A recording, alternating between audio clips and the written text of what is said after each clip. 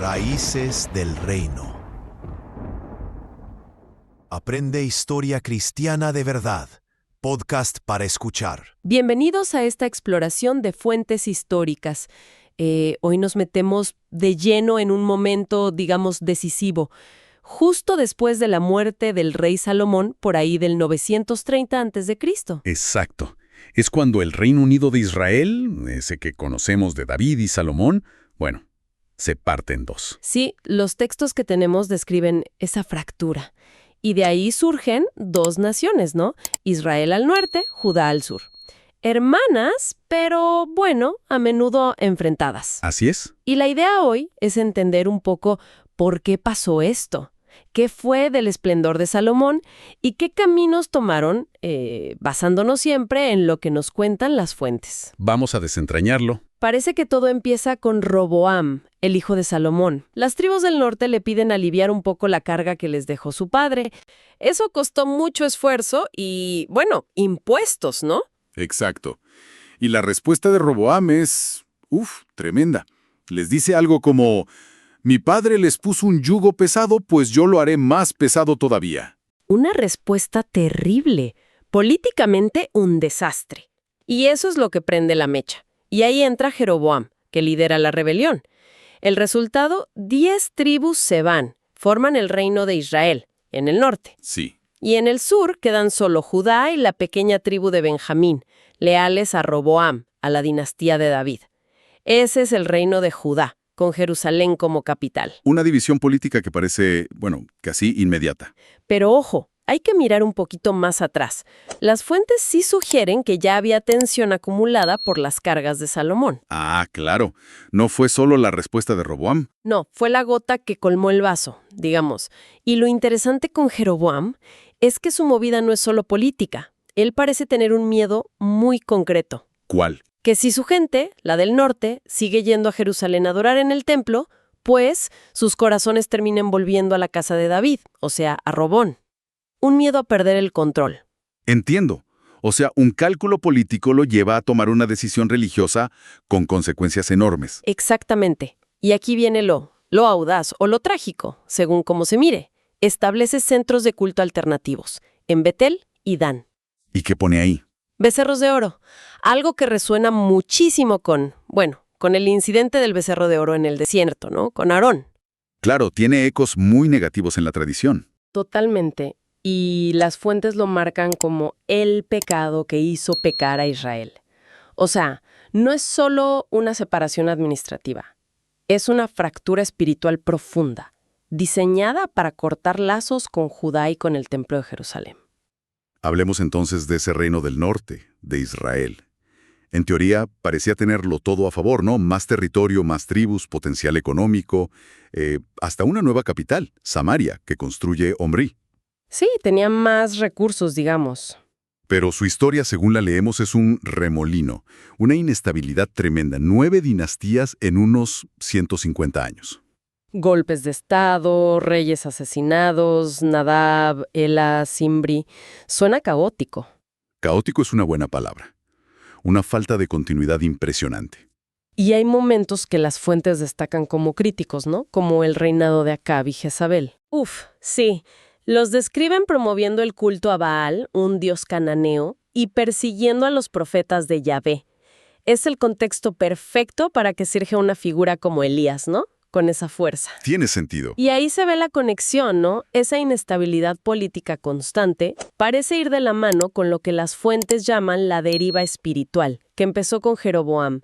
Practicaban una especie de sincretismo religioso. Mezclaban cosas. Claro, la adoración a Yahvé se mezclaba con cultos locales, como el de Baal. Y eso es algo que los profetas como Elías y más tarde Amós u Oseas condenan sin parar. Y no solo la idolatría, ¿verdad? No. También denuncian mucho la injusticia social, los ricos oprimiendo a los pobres. Algo que, curiosamente, pasaba incluso en épocas de prosperidad económica, como bajo Jeroboam II. Mientras tanto, ¿qué pasaba en Judá, en el sur? Era más pequeño, sí, pero tenía dos pilares importantes. La dinastía de David, siempre ahí, y el templo en Jerusalén. Eso les dio más estabilidad. presenta un contraste interesante. Tienen estabilidad dinástica, eso sí. La línea de David continúa. Pero ojo, eso no siempre significó estabilidad espiritual. Ah, no. No. Hubo reyes como Asa o Josafat, que las fuentes alaban como reformadores, que intentaron limpiar el culto, digamos. Pero también hubo otros, empezando por el mismo Roboam al principio y llegando a casos extremos como Manasés, mucho después, que promovieron activamente prácticas consideradas idólatras. Es una paradoja entonces. Totalmente. La presencia constante del templo y de profetas importantes como Isaías o Jeremías no impidió que hubiera crisis profundas de fe y de práctica religiosa. ¿Y cómo se llevaban estos dos reinos hermanos? ¿Siempre a la greña? Fue una relación compleja, de amor y odio, podrías decir. Hubo guerras directas, claro, pero también hicieron alianzas militares a veces contra enemigos comunes como los arameos, Ah, mira. e incluso hubo matrimonios reales. El caso más famoso es el de Atalia, la hija de Acab y Jezabel del norte, que se casó con un rey de Judá. Vaya mezcla. ¿Y eso funcionó? ¿Ayudó? Pues a menudo tuvo efectos contraproducentes. Atalia, por ejemplo, es acusada en las fuentes de introducir el culto a Baal en la mismísima Judá. O sea, las diferencias religiosas, lejos de suavizarse, a veces se profundizaban con estos contactos. Complicado. Muy complicado. Y para el siglo VIII a.C., digamos hacia el 772, Israel ya estaba muy debilitado por dentro. Judá también era frágil.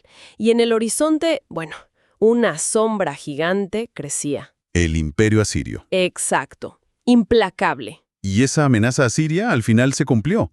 Reyes como Tiglat-Pileser III, Salmanasar V, Sargón II, expandieron su imperio sin piedad.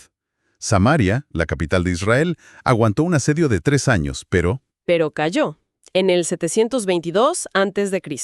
Fue el fin del Reino del Norte. ¿y qué pasó con la gente? Los asirios aplicaron su política habitual.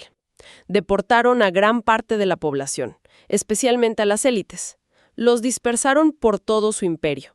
Esas son las famosas 10 tribus perdidas. Claro. Y el territorio lo repoblaron con gente de otras partes del imperio. De esa mezcla surgirían con el tiempo los samaritanos. Y desde la perspectiva de las fuentes que estamos viendo, Desde esa perspectiva, esto no fue solo una derrota militar, fue la consecuencia anunciada, el cumplimiento de las advertencias de los profetas contra la infidelidad religiosa y la injusticia social. hagamos un balance rápido entonces.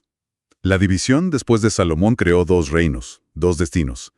Israel, el norte, más grande, sí, pero inestable, y según las fuentes religiosamente mixto, desaparece del mapa político. Cae ante Asiria. Así es, borrado. Judá, el sur, sobrevive. Mantiene la niña de David, el templo, pero no sin sus propias y gravísimas luchas internas, como ya vimos. Exacto. Y esto nos deja con una reflexión final, creo, bastante potente, que surge de las propias fuentes que Judá conservó. A ver, Si esos mismos textos narraban la caída del norte de forma tan clara, casi como una lección objetiva, una consecuencia directa de sus acciones y una advertencia divina, ¿qué nos dice sobre nosotros, sobre la naturaleza humana, el hecho de que Judá, según esas mismas fuentes, a menudo repitiera patrones muy similares? es una pregunta fuerte. Plantea una interrogante sobre nuestra capacidad colectiva para aprender de la historia, ¿no? Incluso cuando la lección parece, escrita con fuego y advertida divinamente en la propia narrativa que atesoramos. Algo para seguir pensando, sin duda. Deja tus comentarios y suscríbete a Raíces del Reino.